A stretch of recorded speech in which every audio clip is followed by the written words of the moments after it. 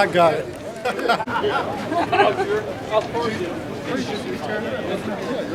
What's up, yo, greaser? How are you? I saw you on the draft, man. You look good. Thank you. Nice seeing you. Look at Marty. What's up, man? Bring me that case. Ian? You? Look at you guys. What's up, man? What's up, Joey? No, the big guys are in the back. Over here. Come on. But if we stand up, then they can all hang out down here. I'm good. Good to see all y'all. All guys here. Right here. I just haven't seen anywhere.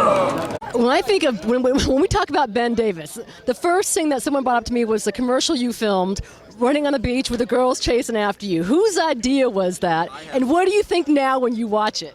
I have no idea whose idea it was, but you know, it is something that every once in a while I go to my folks' house and they have a picture of it from the newspaper, and it's just something that happened. It's funny. I thought it was a good commercial, but it was very well done. It was very embarrassing, but it's something that happened, and you know, I definitely have some good memories of it. The second thing I think about, or what people think about when we hear Ben Davis, is breaking up Kurt Schilling's no-hitter. Which now you got some grief from him, you got it from Randy Johnson, but most people say, hey, listen, it was 2-0. Padres are still in it. The next, if you get on base, next guy is a tying run. Any regrets now about that, or was it the right thing to do? Yeah, absolutely not. You know, I caught a lot of grief from it, and Bob Brenly was all over me. The whole dugout was over there yelling, and I came back in. I sat down next to Tony. I said, T, did I do something wrong? He goes, no. He goes, the hell with those guys. He said, you didn't do anything wrong. So I know if Tony Gwynn had my back, I know it's an okay thing to do. So.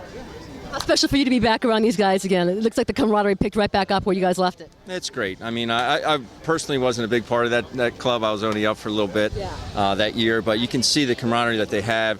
They played together as one unit, one as a team, and obviously they had some tremendous talent on that ball club, but it's nice being back, and it's always good to be around baseball.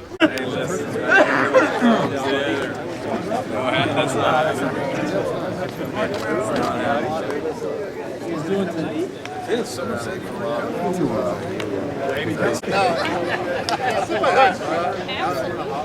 right. I know, I mean, I'm here. My favorite guy. All right, Tony, slide on in.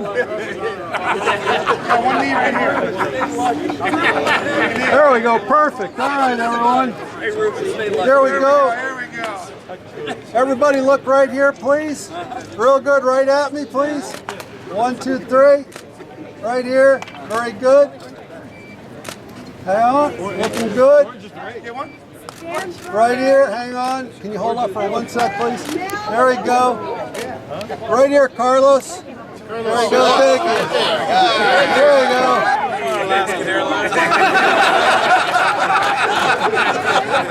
Okay, we're good. Thank you, gentlemen.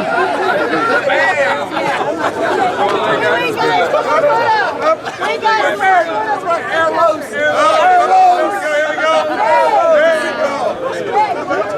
Air loose.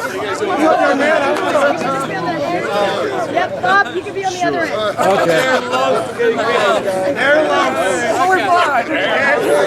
Air loose. There we go. Mills. Where's Brilliman? Making right now. Okay.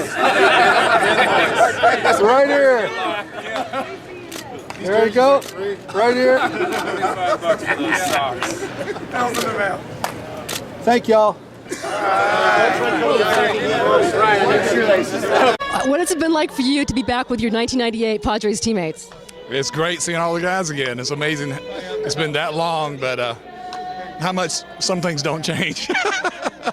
What hasn't changed? Like who hasn't surprised you one bit? Oh, most everybody. It's pretty much the same thing. Again, you know, I don't know if you just heard, we're making fun of Carlos. We used to call him the guy on the Air Alaska. Back then, when we asked what plane are we flying, we were flying Air Carlos. So. How can you stay in touch with these guys? Oh, not nearly as much as we should, obviously. But, you know, I think everybody's got kids and you get to go in 9 different ways. So, but it's it's funny how everything falls right back into place when you get the guys together. Kevin, do you have I keep thinking about that year and the way you and Sterling Hitchcock pitched down the stretch. Do you have a standout moment or something that shines for you when you think of the '98 team and how special you guys were? Well, it's kind of hard not to think back to the first playoff game against the Astros. I think they definitely counted us out. I don't think they expected, for us to beat them, and probably a lot of the other country, the rest of the country didn't either. But for us to come away from that first game with a win, it was a great game personally, and a great game for the team. So that was one of the highlights, no doubt. All right, I think that maybe fans or baseball fans thought you were one of the meanest guys. I wouldn't say the meanest guys, but we're not going to cross you on game day. And you had the reputation of being grumpy. Was it a deserved reputation when you were playing, or was that you on game day?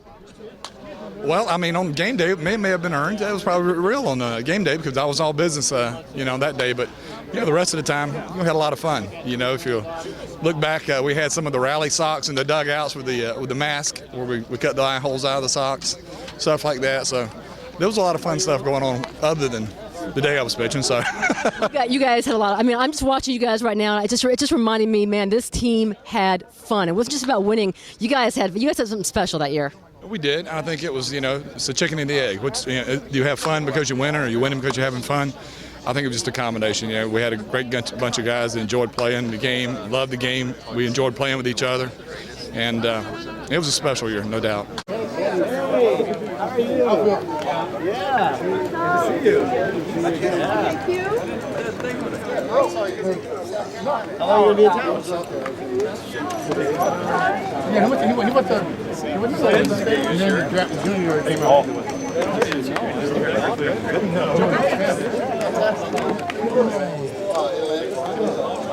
You played on some Padres teams, was a lot of fun, some crazy characters, but was there anything that really quite equaled the '98 Padres? No, not really, because we, as most of the guys have been talking about today, we believed we could go to the World Series from the very first day of spring training. We believed that. We worked hard to put ourselves in a position to do that, and when we got there, we weren't surprised. We fully expected to be there, and it was a team that was very complete. We had power, we had pitching, we had a bullpen, we played defense, we could score, we had some speed. We did a lot of things really well, and it was also a team that we knew wasn't going to be together long, so we didn't have much time to, try to get it right. We knew we had to get it right from the beginning, and fortunately we did, and 15 years later, here we are, so. How about from a personality standpoint? I keep thinking, I was telling Kevin Brown, I'm like, man, you get the reputation of being grumpy, and that's not a guy you want to cross. And then you had Ken Cabinetti, who could lead in his own way, and you had yourself. I'm just thinking about all the different characters you had that clubhouse. I don't think there was a team that had as many characters because everybody had their own, Brownie. On game days, you just didn't mess with him, On any day. On game days especially, though, Kilvio, he had his own little thing, Finley, Cabinetti, Vonnie, we all kind of had, we all kind of had our own things, but it mixed. We all played to each other's strengths very well. So to answer your question, I don't think there's ever a team I played on that had as many personalities as this club did. What you guys are? You're the team that built Petco Park. That's true. That's very true. And I think we should probably remind these guys of that because, that referendum, was right behind me in right field on the wall. Vote yes on whatever it was. Prop C, that's correct. Yeah, so